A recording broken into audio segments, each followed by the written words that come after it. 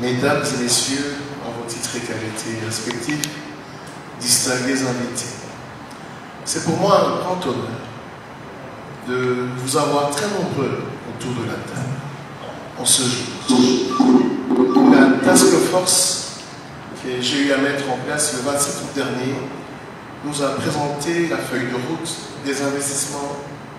en santé numérique en République démocratique du Congo. Cette feuille de route est le fruit d'un grand travail abattu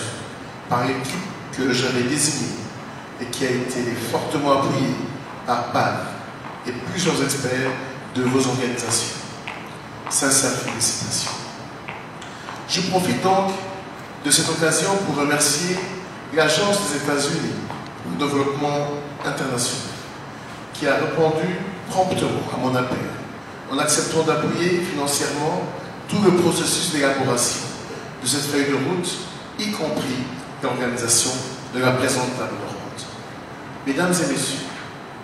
après une analyse rapide et fouillée de la situation sanitaire de notre pays, nous nous sommes rendus compte que le manque d'outils performants constitue l'un des problèmes majeurs. Il n'est donc plus question de vouloir démontrer ici comment les outils numériques peuvent impacter positivement tous les piliers du système de santé, que ce soit pour l'amélioration des prestations des soins et des services, que pour la gestion des ressources humaines, la gestion des médicaments, des vaccins et autres consommables, la gestion des laboratoires, la gestion des financements de la santé et surtout l'amélioration du système d'information sanitaire. Il n'y a donc plus de raison qui pourra freiner cette dynamique impulsée par son Excellence, Monsieur le Président de la République, chef de l'État, Félix-Antoine Tshisekedi Tshilombo, et tout le gouvernement sous le leadership de son Excellence, Monsieur le Premier ministre Jean-Michel Sama-Lukonde. Mesdames et messieurs,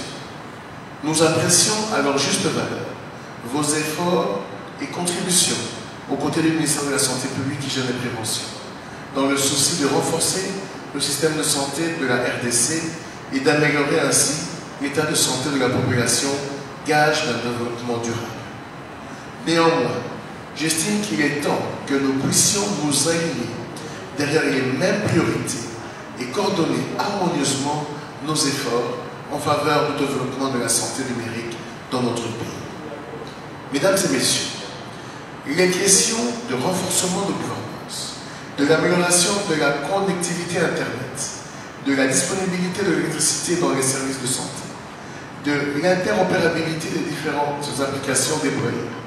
des normes standards, du cadre légal et réglementaire, de l'informatisation des formations sanitaires, de la carte sanitaire, de la formation ainsi que de la recherche en santé numérique constituent toutes des priorités qui nécessitent un engagement fort de toutes les parties prenantes, y compris le gouvernement de la RDC que je représente. J'ose croire qu'à la lumière de cette feuille de route, toutes nos prévisions actuelles et futures tiendront dorénavant compte de la nécessité d'appuyer systématiquement la mise en œuvre du plan de développement de l'informatique de santé, là où nous intervenons à travers le pays. Vos différentes contributions s'inscrivent dans le cadre de l'appui à la matérialisation de la vision de son Excellence, Monsieur le Président de la République, chef de l'État, qui constitue à faire du numérique un levier pour le développement de la RDC. Ainsi, en vous engageant à appuyer la mise en œuvre de cette feuille de route, vous investissez fortement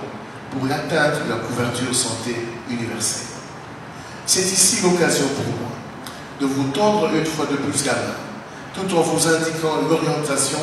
que nous devrions prendre dès à présent dans le but de créer une synergie nécessaire pour le développement de la santé numérique en République démocratique du Congo. Je vous remercie.